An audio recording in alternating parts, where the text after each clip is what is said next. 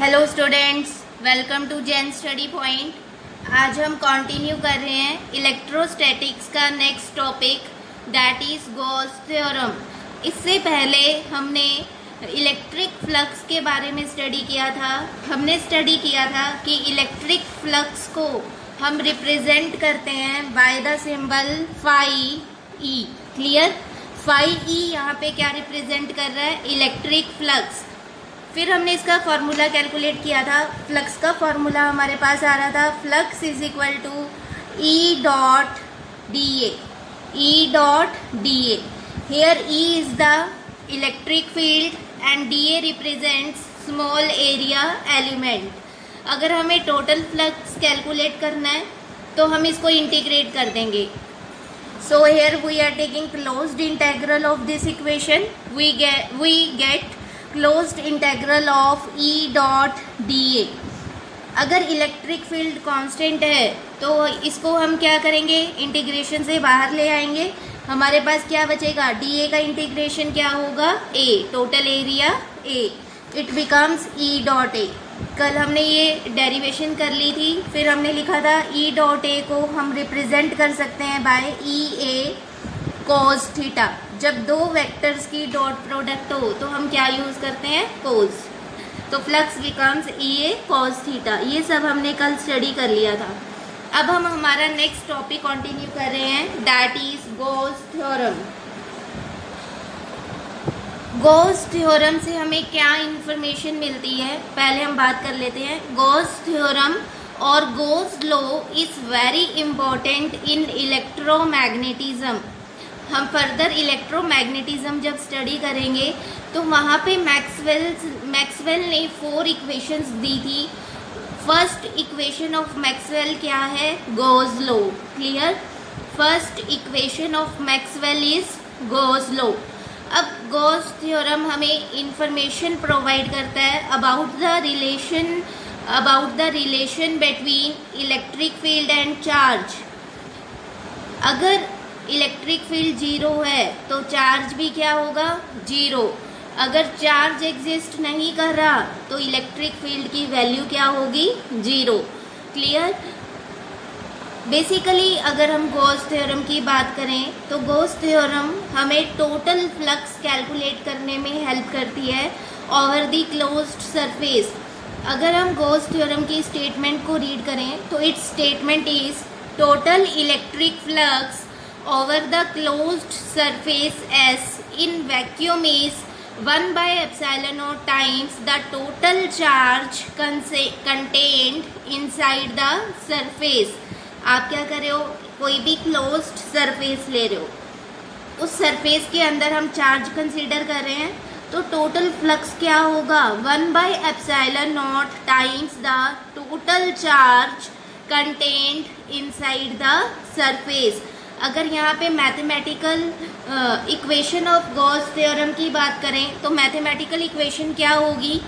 Total electric flux. Let कर लो, total electric flux क्या है हमारा? फाई। ठीक है?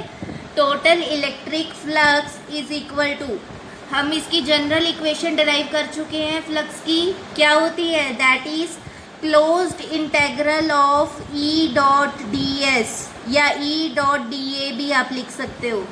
हेयर ई क्या रिप्रेजेंट कर रहा है? E is the electric field and D A is the small area element. According to Gauss theorem flux की क्या वैल्यू होगी हमारे पास? फ्लक्स की क्या इक्वेशन बनेगी? Flux over the close surface is 1/ε0 times the total charge contained inside the surface. तो यहाँ पे फ्लक्स की वैल्यू हमारे पास क्या आ रही है? According to Gauss law it is 1/ε0 times the total charge. Total charge हम कितना ले रहे हैं? Q। तो यहाँ से फ्लक्स की वैल्यू क्या आ रही है हमारे पास? Flux is equal to Q/ε0। Clear? This is our Gauss law और गॉस थ्योरम।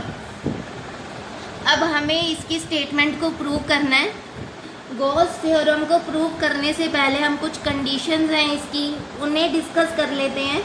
फर्स्ट कंडीशन पहले आप नोट कर लीजिए, लिखिए conditions of Gauss theorem.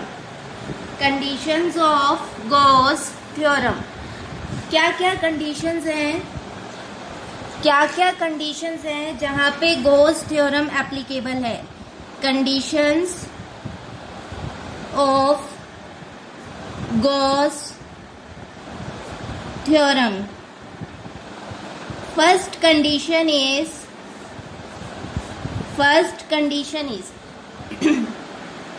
Basically आप इतना तो समझ गए हो कि हम गॉस लॉ को या फिर गॉस थ्योरम को यूज करते हैं to find the total electric flux. अब टोटल इलेक्ट्रिक फ्लक्स अगर हमें कैलकुलेट करना है, हमें इलेक्ट्रिक फील्ड इंटेंसिटी की वैल्यू भी कैलकुलेट करनी पड़ेगी, क्योंकि because we know flux is equal to closed integral of E dot dA।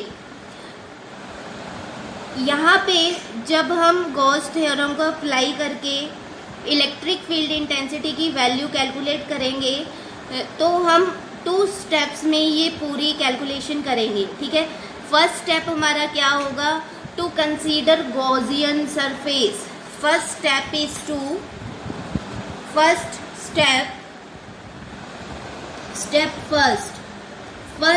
Is to consider Gaussian surface. अब गॉसियन सरफेस क्या होता है? गॉसियन सरफेस बेसिकली आपका 3D और you can say closed surface होता है, जो हम किसी भी चार्ज के अराउंड कंसीडर करेंगे। तो ये जो हम गॉसियन सरफेस कंसीडर करेंगे, इसकी कुछ कंडीशंस हैं। First condition is note down, आप मेरे साथ साथ नोट कर लीजिए। First condition is the Gaussian surface should be symmetric। First condition is जो हम Gaussian surface consider करेंगे, it should be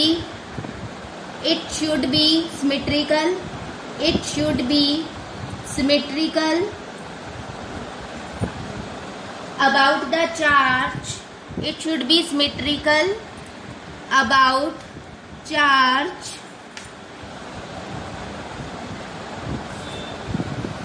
Second condition is electric field must be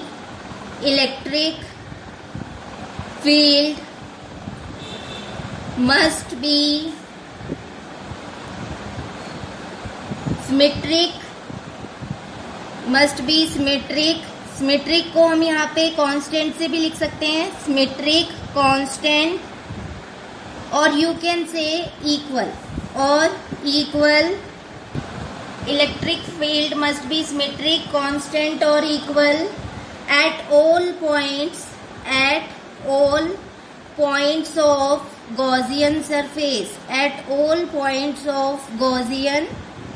surface. आप पहले ये कंडीशंस नोट कर लीजिए, फिर हम हर एक कंडीशन को प्रूव करेंगे। Third condition is the angle theta। Angle किस के बिटवीन लेते हैं हम? Between electric field and area. Clear? कल हमने फ्लक्स में डिस्कस किया था, एंगल हम कहाँ पे लेते हैं? Between electric field and area. Must be same, angle की वैल्यू क्या होनी चाहिए? सेम होनी चाहिए। Must be same at all points of Gaussian surface।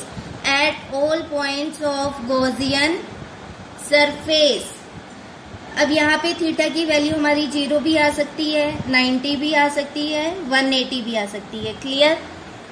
Next fourth condition is Gaussian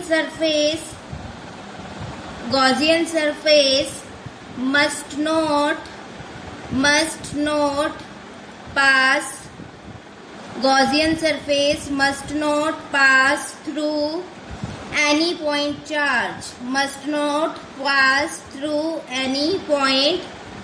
charge। Fifth condition is Gaussian surface may be या फिर आप लिख सकते हो यहाँ पे Gaussian surface may be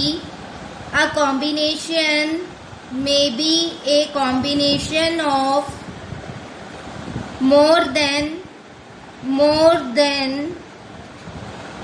one surface, more than one surface. These all are the conditions of applicable of Gauss theorem. Gauss theorem की help से जब भी हम फ्लक्स को कैलकुलेट करेंगे, बेसिकली जब भी हम फ्लक्स को कैलकुलेट कर रहे हैं तो हमारी कोशिश क्या होगी, जो ये हमारे पास क्लोज्ड इंटेग्रल है, क्लोज्ड सरफेस इंटेग्रल है, इस इंटेग्रल को हमें सॉल्व करना है। तो इस इंटेग्रल को सॉल्व करने के लिए जो कंडीशंस हैं, सबसे पहले हम क्या करेंगे, किसी भी चार्ज के अराउंड गॉसियन सरफेस कंसीडर करेंगे। गॉसियन सरफेस बेसिकली एक 3D और क्लोज्ड सरफेस होता है। कंडीशंस क्या है, first condition is it should be symmetrical about the charge. Let कर लो मेरे पास यहाँ पे कोई भी पॉइंट है, लेट मैंने यहाँ पे एक पॉइंट ले लिया, ठीक है, this point is O point पे मैंने चार्ज प्लेस किया है plus Q, positive charge place कर दिया। अब इस चार्ज के कारण मुझे यहाँ पे इस पॉइंट पे P पॉइंट पे इलेक्ट्रिक फील्ड इंटेंसिटी कैलकुलेट करनी है। पॉजिटिव चार्ज है तो इलेक्ट्रिक फील्ड की डायरेक्शन क्या होगी, आउटवर्ड। आप इस तरह से ड्रॉ कर सकते हो, पॉजिटिव चार्ज के कारण इलेक्ट्रिक फील्ड की डायरेक्शन क्या होगी, आउटवर्ड, लाइक दिस। अब हमें क्या करना है, स्टेप फर्स्ट क्या है, we have to consider Gaussian surface.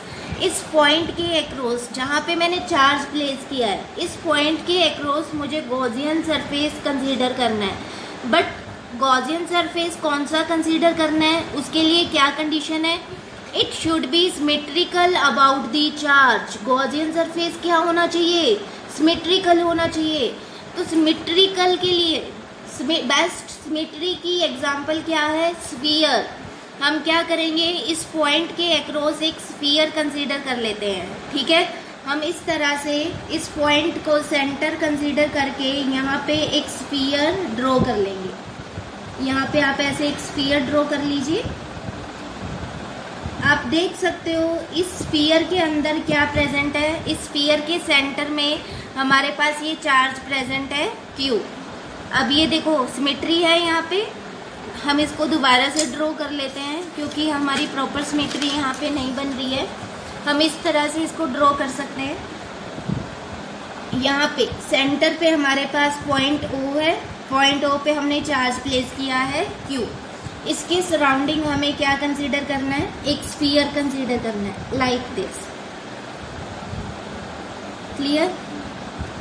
अब यहाँ पे इस चार्ज के कारण इस पॉइंट P पे हमें इलेक्ट्रिक फील्ड इंटेंसिटी कैलकुलेट करनी है। तो इलेक्ट्रिक फील्ड की वैल्यू, डायरेक्शन किधर होगी, आउटवर्ड होगी, लाइक दिस। तो फर्स्ट कंडीशन क्या है, देखिए हमारे गॉसियन सरफेस की फर्स्ट कंडीशन क्या है, it should be symmetrical about the charge. अगर हम बात करें यहाँ पे जो हमने गॉसियन सरफेस कंसीडर किया है, ये स्फीयर कंसीडर किया है, ये चार्ज के अराउंड क्या है, सिमेट्रिक है। फर्स्ट कंडीशन हमारी फॉलो हो रही है।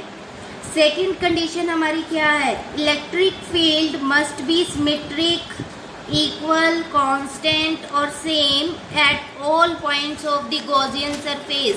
आप देख सकते हो सेकंड कंडीशन क्या है, इलेक्ट्रिक फील्ड क्या होनी चाहिए, सिमेट्रिक होनी चाहिए, या फिर उसकी वैल्यू क्या होनी चाहिए, इक्वल होनी चाहिए eight all points of Gaussian surface. यहाँ पे हम अलग अलग पॉइंट्स ले लेते हैं हमारे गॉसियन सरफेस पे। हमारा गॉसियन सरफेस क्या है, यहाँ पे एक स्फीयर है, लेट कर लो मैंने यहाँ पे एक पॉइंट ले लिया, ठीक है। यहाँ पे इलेक्ट्रिक फील्ड इंटेंसिटी की डायरेक्शन किधर होगी, लाइक दिस, रेडियली आउटवर्ड। अब इलेक्ट्रिक फील्ड का फॉर्मूला क्या होता है, इलेक्ट्रिक फील्ड इंटेंसिटी का formula due to a point charge क्या होता है, Q/R²। ये फॉर्मूला हमने डिस्कस किया हुआ है। यहाँ पे R हमेशा क्या रहेगा, सेम रहेगा, क्योंकि हम क्या कंसीडर कर रहे हैं, स्फीयर कंसीडर कर रहे हैं। आप इसी तरह से यहाँ पे एक पॉइंट ले लीजिए। इस पॉइंट पे अगर आपको इलेक्ट्रिक फील्ड इंटेंसिटी कैलकुलेट करनी है तो डायरेक्शन किधर होगी, रेडियली आउटवर्ड्स, लाइक दिस। ये डिस्टेंस यहाँ भी हमेशा क्या रहेगा, सेम रहेगा, radius of the sphere R। तो यहाँ भी इलेक्ट्रिक फील्ड की क्या वैल्यू आ रही है आपके पास, k/r²। तो सेकंड कंडीशन भी हमारी फॉलो हो रही है। गॉसियन सरफेस हमें ऐसा कंसीडर करना था जहाँ पे इलेक्ट्रिक फील्ड की वैल्यू हर एक पॉइंट पे क्या आए, सेम आए। Clear. Now third condition is angle between electric field and area must be same at all points of the Gaussian surface. आप देख सकते हो थर्ड कंडीशन क्या है, the angle theta between electric field intensity and area must be same at all points of the surface. जो ये angle हम consider करेंगे between electric field and area, इसकी वैल्यू हमेशा क्या रहनी चाहिए, सेम रहनी चाहिए। हम हमारे केस में देखते हैं थीटा की वैल्यू सेम रह रही है या फिर वेरी कर रही है। तो आप इधर ध्यान दीजिए, यहाँ पे अगर P पॉइंट पे हम बात करें तो यहाँ पे हम एक स्मॉल एरिया एलिमेंट कंसीडर कर लेते हैं DA। एरिया वेक्टर किधर होगा, आउटवर्ड होगा। कल हमने डिस्कस किया था एरिया वेक्टर किधर होता है, आउटवर्ड होता है। तो एरिया वेक्टर आपके पास इधर होगा, इसी डायरेक्शन में आपके पास इलेक्ट्रिक फील्ड इंटेंसिटी है। तो दोनों में एंगल क्या हो जाएगा, what is the angle between electric field intensity and area vector, it will B 0। तो यहाँ पे एंगल आपके पास क्या होगा, 0 डिग्री, थीटा विल बी 0। अगर इस पॉइंट की बात करें, let this point is Q point पे अगर हम एंगल की बात करें, यहाँ हम क्या करेंगे, एक स्मॉल एरिया एलिमेंट कंसीडर कर लेंगे। Let this small area element is DA। जो एरिया एलिमेंट हम कंसीडर कर रहे हैं इसकी डायरेक्शन क्या होगी, it should B outward, normally outward होता है। ये आपके पास किसकी डायरेक्शन आ रही है, एरिया एलिमेंट की। Again electric field intensity and area vector both are in same direction. तो एंगल क्या हो जाएगा, यहाँ भी 0 हो जाएगा। इसी तरह से आप किसी भी पॉइंट पे गॉसियन सरफेस के किसी भी पॉइंट पे एंगल को कंसीडर कर सकते हो। एंगल हमेशा क्या आएगा, 0 डिग्री। हमारी यहाँ पे जो हमने यहाँ पे गॉसियन सरफेस कंसीडर किया है, यहाँ पे थर्ड कंडीशन भी फॉलो हो रही है। फोर्थ कंडीशन की अगर हम बात करें, फोर्थ कंडीशन क्या है, गॉसियन सरफेस, मैं आपको यहाँ पे दिखा देती हूँ, हमने लिखी हुई है। फोर्थ कंडीशन क्या है, it must not pass through any point charge. जो हम गॉसियन सरफेस कंसीडर करेंगे, that must not pass through any point charge. आप इधर देखिए जो हमने डायग्राम ड्रॉ की है, अगर हम यहाँ पे चार्ज में से गॉसियन सरफेस को पास करवा दें, ठीक है, अगर हम यहाँ पे हमारा चार्ज है क्यों, अगर इसी में से हम गॉसियन सरफेस को पास करवा दें तो क्या आप इलेक्ट्रिक फील्ड की वैल्यू वहाँ पे कैलकुलेट कर सकते हो? आपका आंसर क्या होगा, नो। अगर हम चार्ज के ऊपर ही, चार्ज के थ्रू गॉसियन सरफेस को, स्फीयर को पास करवा दें तो इस पॉइंट पे हम इलेक्ट्रिक फील्ड की वैल्यू कैलकुलेट नहीं कर सकते। तो हमारी फोर्थ कंडीशन क्या है, Gaussian surface must not pass through the charge. Charge में से गॉसियन सरफेस पास नहीं होना चाहिए। नेक्स्ट, ये सारी कंडीशंस हमने डिस्कस की। फर्स्ट कंडीशन थी हमारी कि गॉसियन सरफेस सिमेट्रिकल होना चाहिए। सेकंड कंडीशन थी कि इलेक्ट्रिक फील्ड क्या होनी चाहिए, कांस्टेंट होनी चाहिए at every point on Gaussian surface. Third condition थी कि एंगल हर एक पॉइंट पे क्या रहना चाहिए, सेम रहना चाहिए। और फोर्थ कंडीशन हमारी ये थी कि गॉसियन सरफेस चार्ज के थ्रू पास नहीं होगा। ये चारों कंडीशंस यहाँ पे फॉलो हो रही हैं। फिफ्थ कंडीशन इज, अगर हम फिफ्थ कंडीशन की बात करें, फिफ्थ कंडीशन क्या है हमारी, it may be a combination of more than one surface. जो हम गॉसियन सरफेस कंसीडर करेंगे, that may be a combination of more than one surface. इसका मतलब क्या है, इस कंडीशन का मीनिंग क्या है। अब कुछ केसेस में हमारी इलेक्ट्रिक फील्ड की जो वैल्यू है हर एक पॉइंट पे कांस्टेंट नहीं आती। उस केस में फिर हम क्या करेंगे, गॉसियन सरफेस को अलग अलग पार्ट्स में डिवाइड कर देंगे और फिर उसको फर्दर सॉल्व करेंगे। फॉर एग्जाम्पल, अगर मैं यहाँ पे स्फीयर की जगह एक सिलेंड्रिकल गॉसियन सरफेस कंसीडर करूँ लाइक दिस, अगर मैं यहाँ पे एक सिलेंड्रिकल गॉसियन सरफेस कंसीडर करूँ, अब आपको पता है सिलेंड्रिकल में ये दोनों क्या है, फ्लैट सरफेसेस हैं। कल हमने स्टडी किया था, ये दोनों क्या रिप्रेजेंट कर रहे हैं, फ्लैट सरफेसेस। और ये वाला हमारे पास कौन सा होता है, कर्व्ड सरफेस। तो हम क्या करेंगे, इसको 2 पार्ट्स में डिवाइड कर देंगे। हम फ्लैट सरफेसेस के लिए इलेक्ट्रिक फील्ड की वैल्यू अलग से कैलकुलेट करेंगे और कर्व्ड सरफेस के लिए हम इलेक्ट्रिक फील्ड की वैल्यू अलग से सेपरेटली कैलकुलेट करेंगे और फिर हम टोटल फ्लक्स कैलकुलेट करेंगे। क्लियर? तो फिफ्थ कंडीशन हमारी क्या थी, गॉसियन सरफेस में be a combination of more than one surface. ये जब हम एप्लीकेशन स्टडी करेंगे, when we study the applications of Gauss theorem, तब हम ये सारी एप्लीकेशंस वहाँ पे डिटेल में स्टडी करेंगे। क्लियर? अब हम बात कर लेते हैं यहाँ पे about the proof of Gauss law. ठीक है, तो आप लिख लीजिए proof of Gauss law. Start करते हैं। Proof of Gauss law, consider करो यहाँ पे मेरे पास कोई पॉइंट है O, ठीक है। इस पॉइंट पे मैंने एक चार्ज प्लेस किया है Q।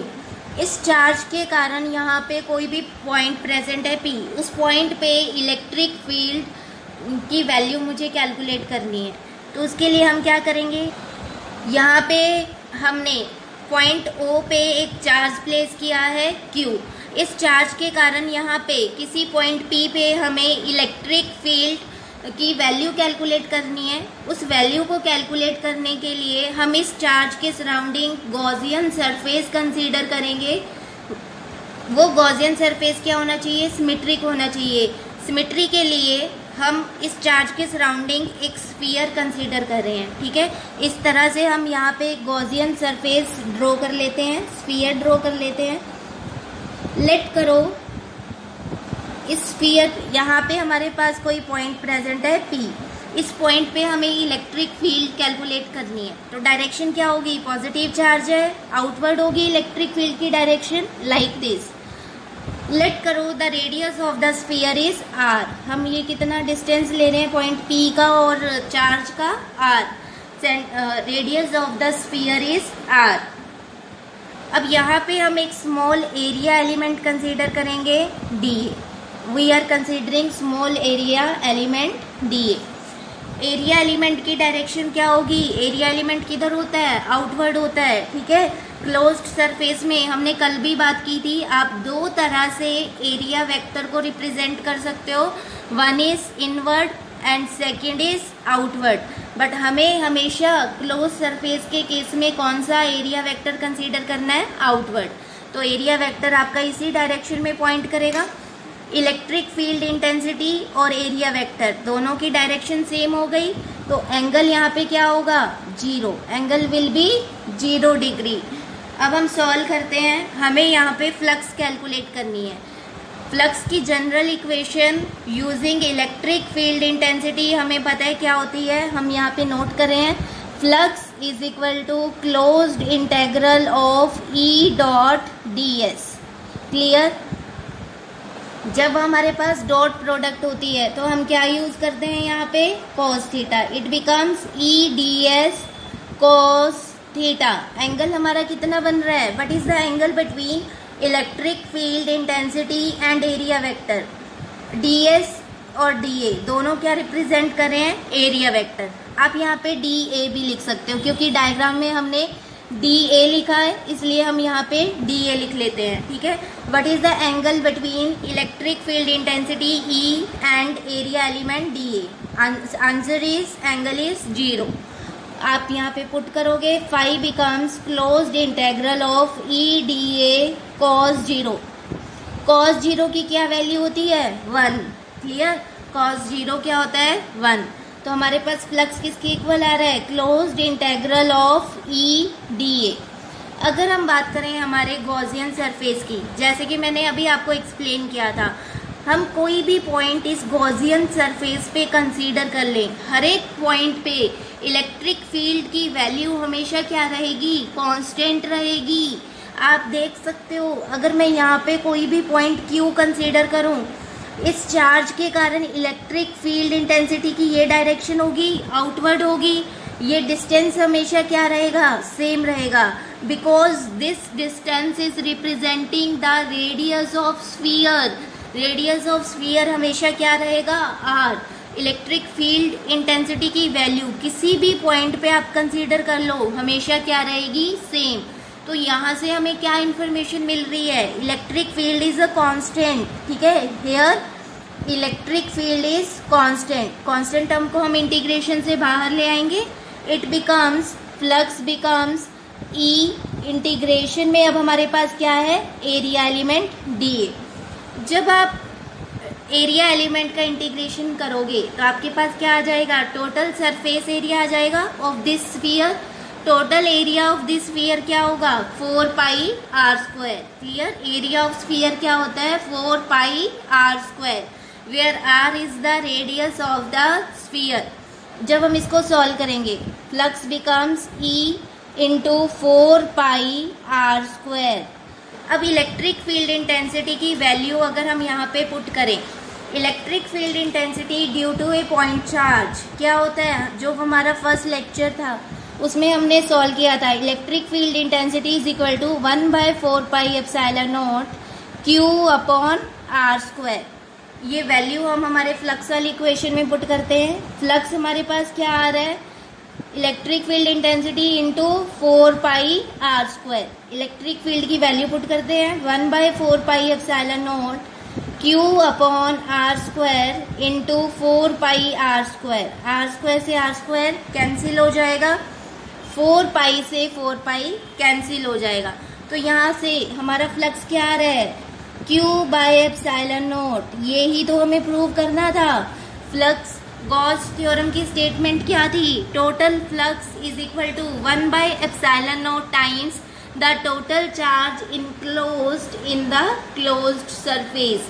यहाँ पे Q क्या रिप्रेजेंट कर रहा है, total charge enclosed inside the closed surface. अब कुछ कंडीशंस हैं जहाँ पे गॉस लॉ एप्लीकेबल है, आप समझ गए होंगे। फर्स्ट कंडीशन क्या है, सरफेस हमेशा कौन सा होना चाहिए, क्लोज्ड सरफेस होना चाहिए। Clear, surface should be closed. First is, हम कौन सा सरफेस लेंगे, हमेशा यहाँ पे क्लोज्ड सरफेस की बात करेंगे। अगर लेट कर लो, यहाँ पे मुझे इस तरह से कोई भी सरफेस गिवन है, इस सरफेस के अंदर दो चार्जेस प्रेजेंट है, Q1 and Q2। Outside this surface charge Q3 is present. तो टोटल फ्लक्स यहाँ पे क्या होगा, flux will B total charge enclosed inside the close surface. तो टोटल चार्ज क्या होगा, Q1 plus Q2 upon epsilon not. Clear, जब भी हम फ्लक्स कैलकुलेट करेंगे तो हम total charge inside the closed surface consider करेंगे। हम आउटसाइड चार्ज, जो चार्ज सरफेस के बाहर प्रेजेंट है, उसको कंसीडर नहीं करेंगे। अगर हमें इस तरह से कोई क्वेश्चन गिवन हो, फॉर एग्जांपल मुझे एक सरफेस इस तरह से गिवन है, यहाँ पे चार्ज प्रेजेंट है Q1, यहाँ पे चार्ज प्रेजेंट है Q2, यहाँ पे चार्ज प्रेजेंट है Q3। इस केस में फ्लक्स क्या होगा, inside the close surface no charge is present, कोई भी चार्ज प्रेजेंट नहीं है, तो यहाँ पे फ्लक्स, इस केस में आपका फ्लक्स क्या आएगा, 0। Flux will B 0। क्लियर, तो यहाँ से हम गॉस लॉ की क्या क्या कंडीशंस बना सकते हैं, क्या क्या हम कंक्लूजन्स यहाँ पे कंक्लूड कर सकते हैं। फर्स्ट इज, आप भी नोट कर लीजिए, first is total electric flux. Electric flux को कैसे रिप्रेजेंट करियो मैं, by the symbol phi E. Total electric flux through A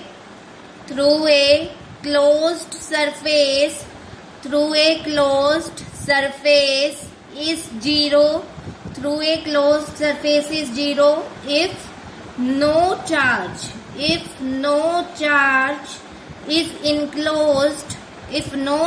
is enclosed by the surface। अगर सरफेस के अंदर कोई भी चार्ज नहीं है तो टोटल फ्लक्स भी क्या होगा, वहां पे 0 होगा। Clear. Second conclusion is charges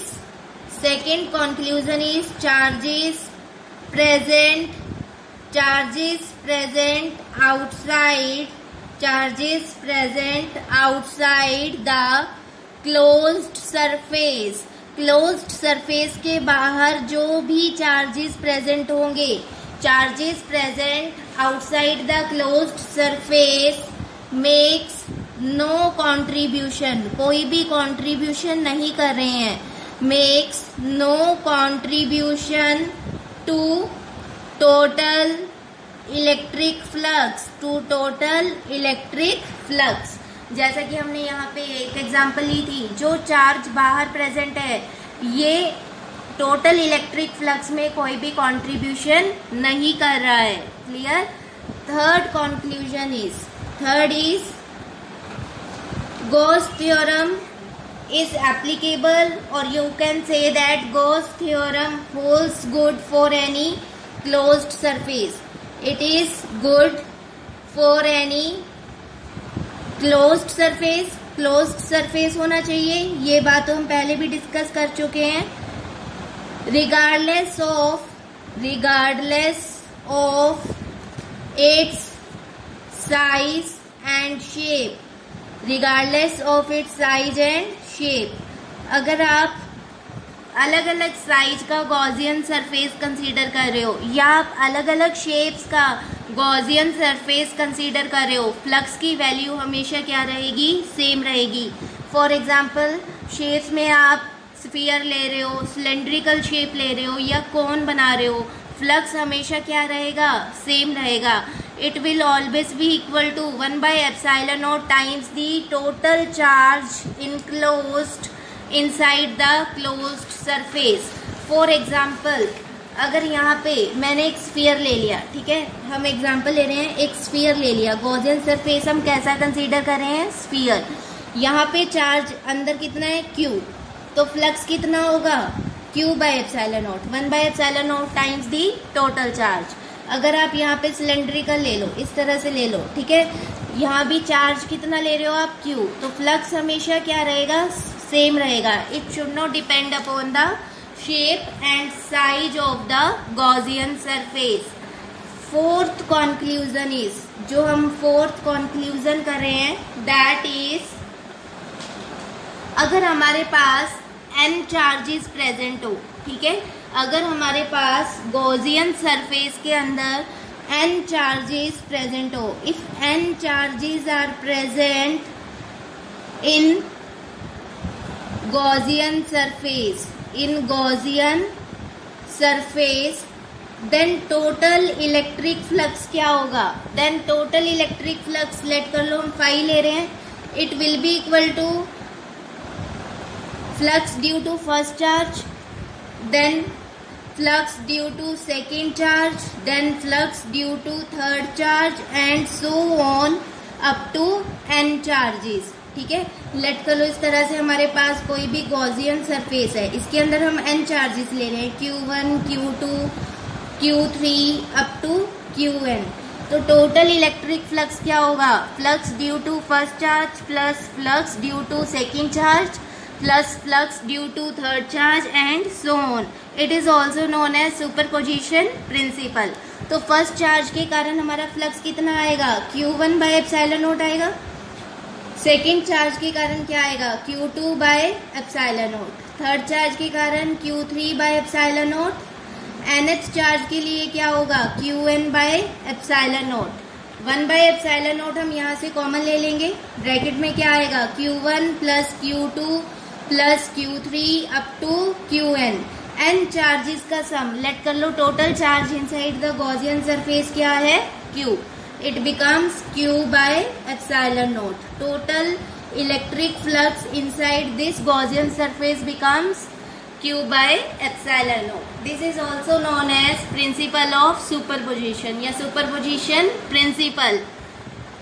अभी हमने गॉस लॉ के अकॉर्डिंग स्टडी किया कि फ्लक्स क्या होता है, 1 by epsilon naught times the total charge enclosed inside the closed surface. अगर हम सरफेस को किसी भी मीडियम में प्लेस कर दें, अगर हम वैक्यूम की जगह सरफेस को किसी भी मीडियम में प्लेस कर दें, उस मीडियम का डाई इलेक्ट्रिक कांस्टेंट के हम रिप्रेजेंट कर रहे हैं, ठीक है। उस मीडियम का हम डाई इलेक्ट्रिक कांस्टेंट कितना ले रहे हैं, के। तो फ्लक्स की वैल्यू वहां पे क्या हो जाएगी, flux will B 1 by k times of Q by epsilon naught. Clear. ये डाइलेक्ट्रिक कांस्टेंट या फिर इसको रिलेटिव परमिटिविटी भी बोलते हैं, हम पहले डिस्कस कर चुके हैं। आप स्टार्टिंग वाली वीडियोस देखिए, उससे आपको दोबारा से रिकॉल हो जाएगा। डाइलेक्ट्रिक कांस्टेंट को हम रिलेटिव परमिटिविटी भी बोल सकते हैं। इसका फॉर्मूला क्या होता है, permittivity of medium upon permittivity of free space. अगर हम यहाँ पे k की वैल्यू पुट कर दें तो यहाँ पे फ्लक्स क्या हो जाएगा हमारा, flux is equal to Q upon k, क्या है हमारा, permittivity of medium upon permittivity of vacuum, clear, into this epsilon naught. Epsilon naught से एप्सिलॉन नोट कैंसिल हो जाएगा। इस केस में, मीडियम के केस में फ्लक्स की वैल्यू क्या होगी, Q by permittivity of medium, clear. अगर आप वैक्यूम की बात कर रहे हो तो फ्लक्स क्या है, Q बाय एप्सिलॉन नोट। अगर आप मीडियम की बात कर रहे हो तो फ्लक्स क्या होगा, Q by epsilon permittivity of medium. Next fifth, this is the fifth conclusion. Sixth conclusion about Gaussian surface और Gauss law is, sixth is Gauss law also follows inverse square law. Gauss law also follows inverse square law. Inverse square law. Inverse square law कैसे ये follow करेगा, because electric field आपको पता है क्या formula होता है, k q by r square. यहाँ पे इलेक्ट्रिक फील्ड क्या है, inversely proportional to the square of the distance. Gauss law also follows inverse square law. Seventh conclusion about Gauss law is, seventh conclusion क्या है, अगर हमें फ्लक्स की value पता है, ठीक है, अगर हमें फ्लक्स की वैल्यू पता है तो हम number of electric field lines को कैलकुलेट कर सकते हैं by using Gauss law. For example, अगर मुझे चार्ज गिवन है 1 कूलम, पॉजिटिव चार्ज गिवन है 1 कूलम, मुझे number of electric field lines calculate करनी है that are passing through this charge. हम फ्लक्स का फॉर्मूला अप्लाई करेंगे यहाँ पे, according to Gauss law flux is equal to Q by epsilon naught. Epsilon naught क्या होता है, permittivity of free space. Epsilon naught की वैल्यू क्या होती है, 8.85 इंटू 10⁻⁻12। हम स्टडी कर चुके हैं पहले, ठीक है। यहाँ पे हम वैल्यू पुट करेंगे, फ्लक्स क्या आ जाएगा, चार्ज कितना है 1, एप्सिलॉन नोट क्या है 8.85 इंटू 10⁻⁻12। जब हम इसको सॉल्व करेंगे तो हमारे पास कितनी आ जाएंगी, 1.13 into 10⁻11।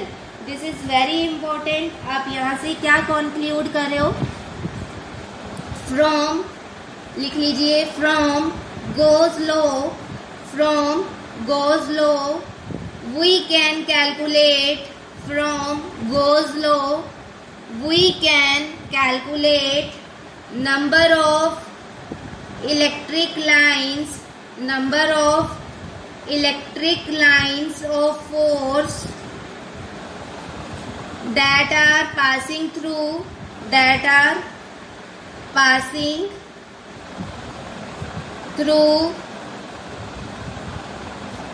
1 coulomb of positive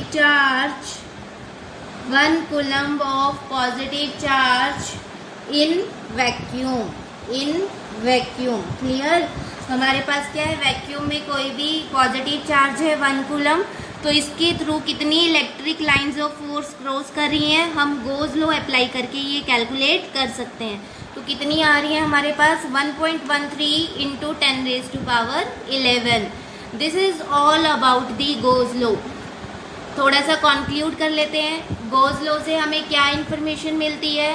goes law से हमें टोटल इलेक्ट्रिक फ्लक्स की इन्फॉर्मेशन मिलती है, that is equal to 1/ε0 times the total charge enclosed inside the charge. जब भी हमें फ्लक्स कैलकुलेट करना है यूजिंग गॉस थ्योरम, तो फर्स्ट स्टेप क्या होगा? हम गॉसियन सरफेस कंसीडर करेंगे। सेकंड स्टेप क्या होगा? हम जो हमारा सरफेस क्लोज्ड इंटेग्रल है E.ds या फिर E.da उसको सॉल्व करेंगे, तो हमारे पास क्या आ जाएगा? टोटल इलेक्ट्रिक फ्लक्स आ जाएगा। क्लियर?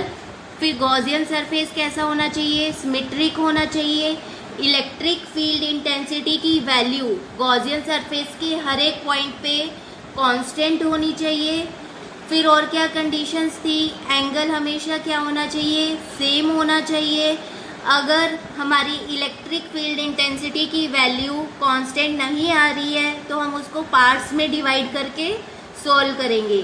क्लियर? फिर हमने क्या यहाँ पे कैलकुलेट किया? Proof of Gauss law derivation की हमने। फिर हमने कुछ कंक्लूजन्स किए that are very important. First conclusion क्या था हमारा? First conclusion is total flux through close surface is 0 if no charge is enclosed by the surface. अगर क्लोज्ड सरफेस के अंदर कोई भी चार्ज प्रेजेंट नहीं है तो फ्लक्स भी क्या होगा? 0 होगा। Second is charges present outside the closed surface makes no contribution to the total flux. जो चार्जेस सरफेस के बाहर प्रेजेंट है वो फ्लक्स कैलकुलेट करने में कोई भी अपना रोल प्ले नहीं करेंगे। फिर थर्ड कंक्लूजन क्या था? Gauss law holds good for any closed surface regardless of its size and shape. Clear? Gaussian surface जो हम कंसीडर करते हैं उसका साइज और शेप कुछ भी मैटर नहीं करती। आप कोई भी शेप ले सकते हो, स्फीयर, सिलेंड्रिकल, कोन, ठीक है, कोई भी आप शेप यहाँ पे कंसीडर कर सकते हो।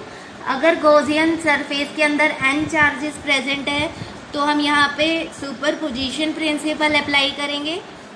टोटल फ्लक्स क्या होगा हमारा? सबको हम ऐड कर देंगे और टोटल फ्लक्स क्या आ जाएगा हमारा? Q/ε0 आ जाएगा। फिर फिफ्थ कंक्लूजन क्या था? अगर हम चार्ज को किसी मीडियम में प्लेस कर दें, उस मीडियम का डाई इलेक्ट्रिक कांस्टेंट हम क्या ले रहे हैं? K, तो फ्लक्स क्या हो जाएगा? 1/K times of Q/ε0। तो यहाँ से हमने क्या फॉर्मूला डराइव किया? Flux will be equal to Q/ε, where εm is the permittivity of medium. Next sixth conclusion is Gauss law also obeys inverse square law। Seventh is from Gauss law, अगर हमें Gauss law की information है, हमें पता है हमें Gauss law कैसे apply करना है, तो हम किसी भी चार्ज के थ्रू कितनी electric lines of force pass कर रही हैं उसको बहुत इजीली हम कैलकुलेट कर सकते हैं। ठीक है, यहाँ पे हमने चार्ज लिया 1 कूलम। जब हम इस चार्ज को वैक्यूम में प्लेस कर रहे हैं तो इस चार्ज के थ्रू कितनी electric lines of force travel कर रही हैं? That are 1.13 into 10⁻11। This is all about the Gauss law।